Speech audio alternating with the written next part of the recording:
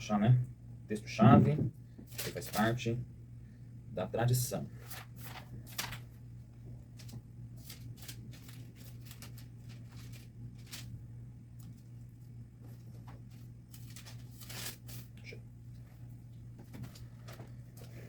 Vamos lá. Olá, valentes abençoados! Sejam bem-vindos ao meu canal, meu nome é Danilo, é um prazer ter você aqui. Como de costume, vamos colocar aqui nesse perfil a lição da Escola Sabatina, a 12ª lição, ou seja, temos 11 vídeos aqui, sem contar esse, que tem aqui falando sobre a lição da Escola Sabatina, que é essa lição aqui que a gente trabalhou esse trimestre, que já está quase chegando ao fim. Não sei se isso é uma bênção ou não é, mas deixo você interpretar. Então, essa lição aqui da Escola Sabatina sobre o tema sexualidade. E antes de entrar no tema da lição, como de costume, quero pedir para você se inscrever aqui no canal, deixar o seu like, ativar o sininho antes de tudo isso. Também é muito importante eu falar aqui para você, porque quando você ativa o sininho, sinaliza ao YouTube que você gosta do conteúdo e quer recebê-lo antes do feed atualizado. Além do like, peço que você comente aqui também o que eu posso melhorar aqui, porque o seu feedback é mais importante. Caso você não queira comentar aqui, também tem as minhas redes sociais, o perfil principalmente do Gay Cristão lá no Instagram, então você pode me mandar uma mensagem por DM, que a gente conversa aí também, ok? Bem, além desses recados padrão, eu quero agradecer a todos o que já me desejaram aí pensamentos positivos para o meu aniversário que está chegando, que eu vou ser bem sincero, é uma das datas comemorativas que eu mais gosto. Acho que é bem egocêntrico falar isso, mas eu amo meu aniversário porque eu acredito que comemorar a vida é a coisa mais mágica que possa existir. E não estou falando de misticismo não, estou falando de gratidão mesmo, ok? Dado esse recado também que era bem importante, vamos começar a lição. Esse tema da lição eu achei muito interessante, mas ao mesmo tempo um pouquinho desnecessário. Poderia ter sido lá no começo, eu acho, esse tema, porque ele tem aí um parâmetro mais espiritual e não apenas sexual. Então acho que para o momento da lição, acho que eles erraram nesse ponto. Mas vamos falar então sobre a 12ª lição. O tema dela é além da sexualidade. É um tema que você pode aí imaginar e viajar nesse tema. Então, deixa aqui também nos comentários o que você entende por esse tema. A tirinha dessa semana é esse daqui que você está vendo aqui embaixo. Ela é apenas uma, única assim. Você vê uma mão, que você pode interpretar sendo a mão de Deus, colocando uma aliança na mão de uma outra pessoa, que você automaticamente pode interpretar como o povo de Deus. Por que isso? Porque o texto-chave dessa semana é o texto de Ezequiel, capítulo 16. E olha, amigo, é versículo. São 63 versículos para você ler. Realmente, a lição em um momento fala que são 63, mas passa rapidinho, realmente passa rápido. Mas eu não vou ler aqui os 63 versículos para você aí pausar o vídeo, ler aí com calma, e aí depois você pode automaticamente interagir com a gente. Mas, em resumo, o texto está falando sobre exatamente o casamento, vamos pôr entre aspas, de Deus com o povo de Israel e como esse povo foi infiel. Eu falando exatamente dessa forma, eu poderia já encerrar a lição aqui, mas vamos falar sobre ela inteira porque tem algumas problematizações que a gente pode dar aí para vocês. Mas, levando em consideração o texto, o título e a tirinha, a lição vai falar sobre o casamento de Deus com Israel e como as traições ao longo da história fez com que Deus se irasse com o seu povo, não uma ira de ódio, mas ainda assim sempre com essa forma de ira, com forma de amor, e mostrar para eles voltarem, né? Para eles voltarem para o caminho que Deus tinha preparado para eles. Tanto que depois, em um certo momento, a lição fala exatamente sobre a ênfase nesses versículos que é dado desse pedido para Deus e essa esperança. Mas, indo para domingo, a lição tem como um subtítulo, e eu tenho muita dificuldade para falar esse nome, Yahweh, ou Yahshua, eu acho que é mais ou menos assim, e Israel. Eu só sei falar quando eu tô cantando uma música da Casa Worship, se eu não me engano, mas agora me deu branco, mas qualquer coisa essa parte eu corto. Mas na segunda-feira então você tem aí falando sobre essa questão desse amor, né, de Jesus, que nós sabemos que Yahweh é Jesus e Israel. E você tem uma problematização aqui, que ela fala o seguinte: por que existem as narrativas de Sodoma e Gomorra e os estranhos capítulos finais de Juízes? Como explicamos a uma criança o que é uma prostituta nas histórias de Raabe, Salomão, Judá, Sansão e até mesmo no livro de Apocalipse? Eu acredito que não se deve ter uma dificuldade para explicar isso, porque quando você tem uma dificuldade, você cria um tabu. E quando você cria tabu, você não fala sobre isso e automaticamente surge aí problemas diversos sobre essa questão. Mas o que eu problematizo aqui é que a lição ela fala assim: a Bíblia mostra a realidade como ela é, inclusive na área da sexualidade. Porque encontramos isso na Bíblia, e aí ela fala sobre Sodoma e Gomorra. Infelizmente, a gente tem que entender que o levantamento que Sodoma e Gomorra tem na Bíblia, ao longo da história, foi sempre esse de sexualidade. E não especificamente é isso. Como o próprio capítulo 16, que está aí falando do 16, como o próprio capítulo 16 de Ezequiel menciona. E aí ele fala sobre isso. Tá? Lá no versículo 49 ele deixa exatamente, ele descreve exatamente qual foi o pecado de Sodoma. E, por incrível que pareça, ele não está falando sobre sexualidade ali naquele momento. Ele está falando sobre as pessoas não estarem ajudando os pobres. Era mais ou menos isso. Então, assim, né? Vamos deixar essa parte que a lição meio que mostra de lado. Deus sempre será fiel e seu povo será infiel. E aí, lembra na semana passada quando foi falado sobre isso, que Deus ele sempre insiste no povo e nós, em relação ao casamento, nós deveríamos fazer o mesmo?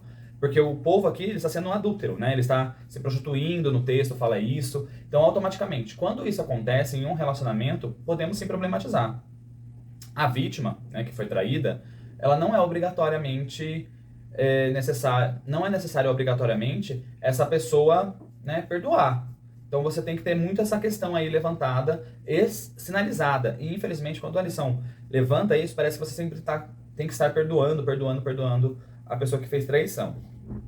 Porque uma questão que eu escrevi até aqui que não é por isso que devemos sempre perdoar uma relação infiel e tóxica. Principalmente essa segunda parte. Porque quando nós estamos num relacionamento tóxico, nós estamos aí com problemas muito maiores do que você pode imaginar apenas de submissão. Isso pode ser um fator muito sério psicologicamente. E levando em consideração que estamos em Setembro Amarelo, eu acho que não precisaria nem estar falando muito sobre isso. Indo para segunda-feira, quero deixar uma coisa bem clara aqui. Quando a lição ela fala sobre essas metáforas do povo, né, na verdade da Bíblia, quero deixar uma coisa bem clara aqui. Quando a Bíblia fala sobre essas metáforas de sexualidade, ela está querendo ser bem didática com o povo de Israel, né? Temos que entender também aí a questão de conhecimento, senso aí político, senso histórico. Então a gente tem que entender por esse motivo. E aí, na segunda-feira, o subtítulo da segunda-feira é O Coração de Oséias e a Prostituta. Fala sobre o relacionamento de Oséias, né, que ele foi aconselhado a casar-se com uma prostituta. Então, automaticamente, temos que pensar aí nessa problematização para aquela época, mas isso tinha um propósito, aparentemente, aí de Deus. Uma coisa que é falada aqui, Oséias acusa Israel por seus pecados, idolatria e egoísmo. Bem, automaticamente, nós entendemos que essa prostituição é a idolatria. O povo de Israel, ele não literalmente foi lá e se deitou com outros povos e assim por diante. Aconteceu? Aconteceu. Mas a metáfora que Deus usa ali, principalmente em Ezequiel, é a metáfora de idolatria. Então eu quero deixar aqui bem claro, porque um amigo meu, eu fui discutir isso com ele, e ele falou que ele não entendeu essa explicação. Então, vou tentar resumir aqui. O povo de Israel saiu do Egito, né, lá em Êxodo. Os egípcios eram um povo pagão que adoravam outros deuses, e quando eles saíram daquele meio, Deus pediu para eles serem exclusivos dele. Ou seja, não terás outros deuses diante de mim. Esse é o primeiro mandamento dos 10 mandamentos. Então, a partir do momento que o povo começou a descumprir esse mandamento, que era o primeiro, os outros eram mais fáceis de se descumprir. Você consegue entender?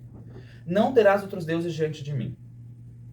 A partir do momento que você descumpre esse primeiro mandamento, o não farás para ti imagem de escultura, o não tomarás o teu nome em vão, lembre-te do dia do sábado, que esses 4 primeiros mandamentos, principalmente, que são voltados à conexão do ser humano com Deus, são muito fáceis de ser derrubados, de ser transgredidos. E aí depois os outros mandamentos, que seriam ao próximo, que são os outros 6, é mais fácil também. Não matarás, não tirarás, não roubarás, não furtarás. Aí tem o tem honre pai e mãe e assim por diante. Então você consegue ter uma etimologia, vamos por assim, né? Um script que automaticamente você consegue entender e seguir. Porque a partir do momento que você descumpre o primeiro, os outros automaticamente você vai conseguir descumprir. E, na verdade, quando Jesus fala... foi Jesus que falou? Não lembro agora. Vou ter que depois pesquisar aqui. Mas quando a Bíblia fala que quando você cai em um deles e é culpado de todos, é exatamente por essa questão também que é levantada. Porque se você caiu em um, a possibilidade de você cair nos demais é muito grande. E é por esse motivo que a gente tem que entender que essa prostituição do povo foi uma idolatria. E aí, consequentemente, eles iam cometendo outros pecados aí em volta. Porque o próprio versículo fala também sobre matança de filhos, sacrifício de filhos. Então você tem que imaginar, Deus nunca autorizou os pais matarem os filhos para ele, entende? Ele abominava isso. Então, a partir do momento que você tinha outros deuses e adorava outros deuses que permitia isso, exigia isso, isso começou a ser feito também. E aí o que acontece? O pecado, a infidelidade de Israel foi a sua idolatria, e com isso se abriu portas para outros pecados, principalmente o egoísmo e a soberba. Então a gente tem que entender que chega um momento que Israel, Jerusalém, ele estava soberbo de tanto egoísmo, então ele não via a própria nudez, e ele não lembrava do seu tempo de mocidade, coisa que eu vou falar lá na frente. Então, essa é a questão que é levantada quando a gente está falando de segunda-feira. A prostituição de Israel e, consequentemente, o que significaria isso, a sua idolatria. Voltando só a falar sobre o livro de Oséias, a lição fala o seguinte. E no centro do livro que se encontra a promessa, o capítulo 6 começa com o chamado ao arrependimento e ao retorno a Deus. O Senhor não apenas perdoa, nos chama para voltar e continua a nos amar, mas por meio do seu Espírito oferece a promessa de reavivamento, ressurreição espiritual e transformação. Indo para terça-feira, lembre-se do seu passado. E é aqui que é falado sobre a questão da mocidade. Devido à idolatria e essa soberba que o povo de Israel, Jerusalém, teve, ela começou a perceber que ela não precisava mais de Deus. E ela se esqueceu de como ela era nos tempos de mocidade. No tempo da mocidade, Israel era próspera e honrosa a Deus. E é isso que os versículos que é falado aqui pedem para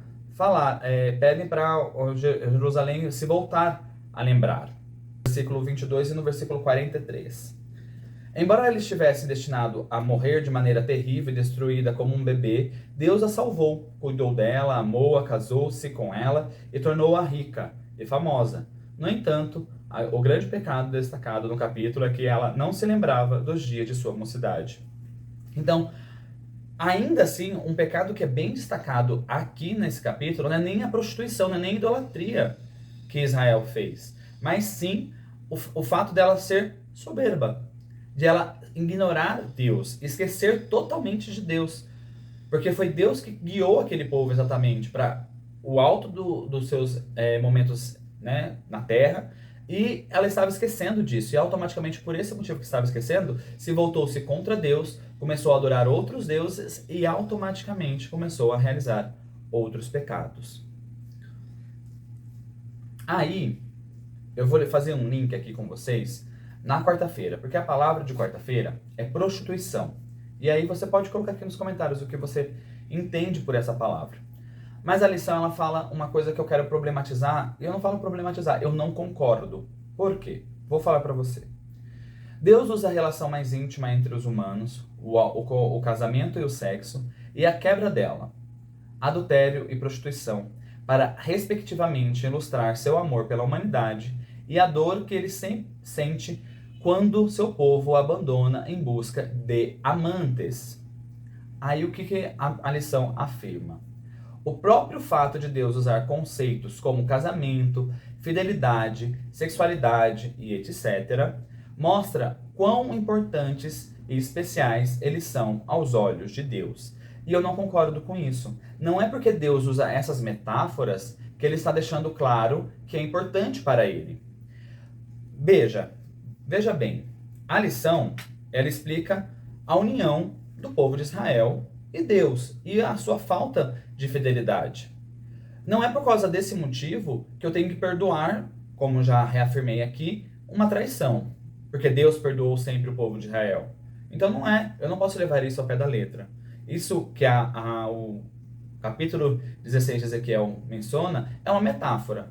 E essa metáfora, ela é utilizada, vamos por assim, você pode falar essa parábola, ela é simbolizada exatamente de uma forma didática que Deus mostra ao ser humano o seu amor e a sua dor. Então, assim, não é por causa desse motivo que é importante para Deus. O que é ali importante para Deus é a mensagem que ela está falando. E ela não está falando sobre sexualidade ali.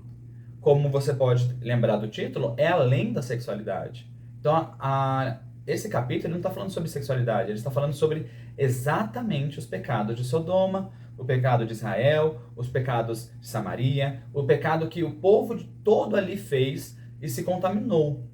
Então, assim, não é por causa desse motivo que é importante para Deus. Você pode utilizar outros argumentos, mas não esse.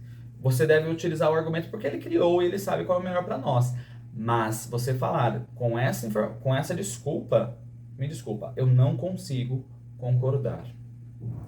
Indo para a quinta-feira, a lição vai falar sobre o amor de Deus com o seu povo e as suas formas de amor. E é mencionado também uma curiosidade aqui, que em João 20, Deus utilizou um verbo junto, né? Um verbo de duas características para simbolizar um amor mais complexo. E o que eu gostei aqui é o final aqui que é falado. Ele é um Deus de amor apaixonado. Desculpa.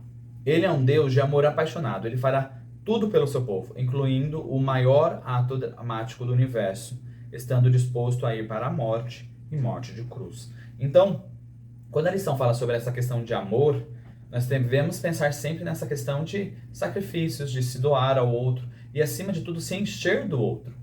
Porque quando você doa para o outro, você se enche do outro. Então, isso seria um relacionamento saudável. E aí, indo para sexta-feira, eu não gostei desse subtítulo, Brincando de Meretriz. Não achei que é essa mensagem que foi pegada exatamente dos textos de Ellen White. É utilizado, bem dizer, o texto inteiro de O Grande Conflito, página 381 e 382. E uma das coisas que eu achei interessante aqui foi: o pecado de Israel afastou-se do Senhor, e apresentado sobre essa figura é o maravilhoso amor de Deus que assim desprezam e descrito de maneira tocante. Mas assim como a mulher que com traição se afastou de seu marido, assim você foi infiel para comigo, ó casa de Israel, diz o Senhor em Jeremias 3:25. E aí Ellen White fala sobre essa questão aqui. Declarar-se que Babilônia é a mãe das prostitutas, como suas filhas, deve ser simbolizadas as igrejas que se apegam às suas doutrinas e tradições, seguindo-lhe o exemplo em sacrificar a verdade e a aprovação de Deus a fim de estabelecer uma aliança ilícita com o mundo. A mensagem de Apocalipse 14, anunciando a queda de Babilônia, deve aplicar-se às organizações religiosas que se corromperam. Bem, teve uma parte daqui que fala que nós não devemos seguir, né, a questão dos ímpios. Eu não estou achando agora aqui. Aqui, ó. Adúlteros, vocês não sabem que a amizade com o mundo é inimizade com Deus? Quem quer ser amigo do mundo, faz-se inimigo de Deus. Tiago 4:4. Eu entendo esse pensamento, eu entendo essa característica, mas levar esse versículo totalmente à risca eu acho muito perigoso também. Por quê? A lição, no momento da comunidade, ela vai falar sobre essa questão da soberba, né, que nós temos especificamente sobre a moralidade cristã. E eu acho que quando a gente pisa muito nessa tecla, nós nos tornamos opressores. E isso é muito perigoso. Um cristão opressor não tem como, né? Na mesma frase não cabe.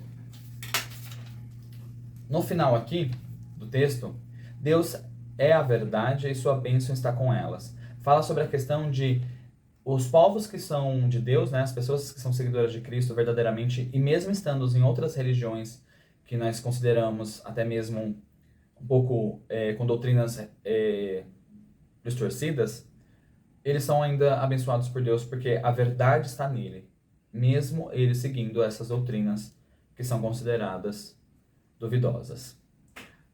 E uma parte aqui que a lição fala do texto de Ellen White, eu vou ler aqui na íntegra para vocês. Mesmo o mundo incrédulo foi obrigado a reconhecer os benéficos resultados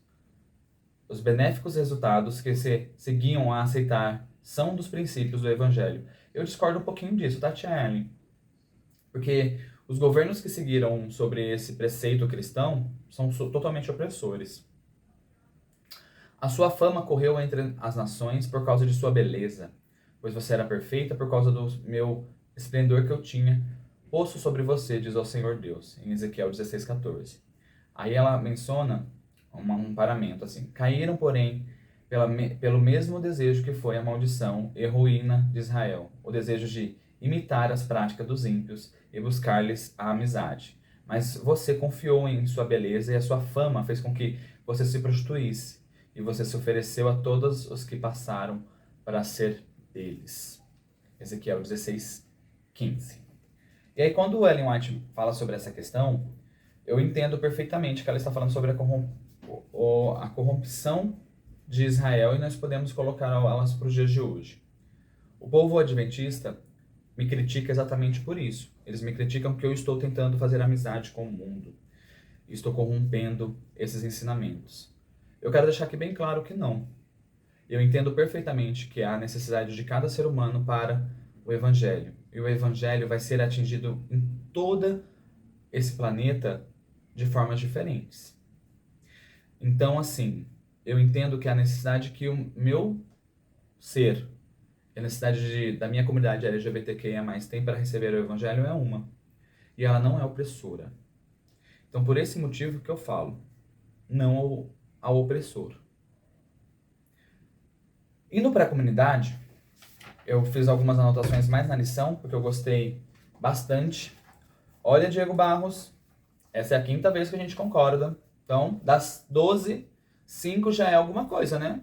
Já pediu música no Fantástico?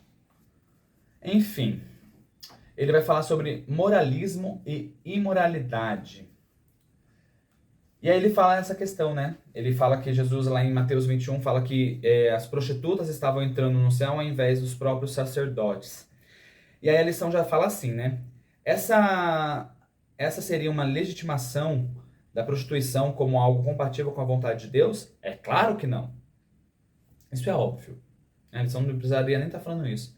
Ele está falando de uma metáfora. Ele está falando que não adiantava você viver daquela forma como os sacerdotes viviam, mas não ter amor no coração.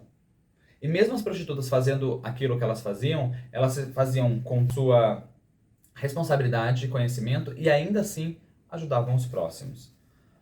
Então, a parábola é uma advertência contra a religião que é professada, mas não praticada. O envolvimento público na religião e até conhecimento teológico adequado não são garantia de uma vida de acordo com a vontade de Deus. E aí ele menciona C.S. Lewis, que é um dos autores das Crônicas de Nárnia, né? No livro Cristianismo Puro e Simples, página 144, fala assim, abre aspas: está redondamente enganado quem pensa que os cristãos veem a falta de castidade como um vício supremo. Os pecados da carne são maus, mas não os menos graves de todos. Os piores prazeres são de ordem puramente espirituais, como o prazer de provar que o outro está errado, de tiranizar os outros, de tratar os demais com desdém e superioridade, de ser um estraga-prazeres, de difamar, são os prazeres do poder e o do ódio. E por isso que um moralista frio e pretensiosamente virtuoso, que vai regularmente à igreja, pode estar bem mais perto do inferno que uma prostituta. Mas é claro que é melhor não ser nenhum dos dois. E aí o Diego Barros fecha com chave de ouro. Por incrível que pareça, na religião da Bíblia, o moralismo é mais tóxico que a imoralidade. É preciso fugir de ambos os extremos, mas com uma velocidade ainda maior do primeiro. E é com essa mensagem que eu encerro o estudo de hoje, a lição de hoje. Que nós possamos correr desse moralismo barato e correr também da imoralidade. Seja ela qual for, seja ela no grau que for. E eu quero que você saiba que aqui você pode contar comigo para tudo. Para desabafar, para conversar, para tocar uma ideia, indicar música. Indicar música, eu gosto, por favor. Mas é com essa mensagem que eu vou encerrar aqui, principalmente esse estudo, porque ele, para mim, foi o mais revelador de pensamentos. Como de costume, vou pedir novamente, porque, né, pedir não mata ninguém, implorar também não. Então, deixa aqui seu like, se inscreva no canal, ativa o sininho, compartilhe esse vídeo com quem você acredita que vai fazer a diferença na vida dele. E, acima de tudo, peço a sua compreensão pelas faltas dos vídeos de quarta-feira, porque a minha semana está meio corrida. Então, me desculpa, mas eu estou tentando aí organizar isso. E, para não deixar aí em branco, sucesso, paz e maranata.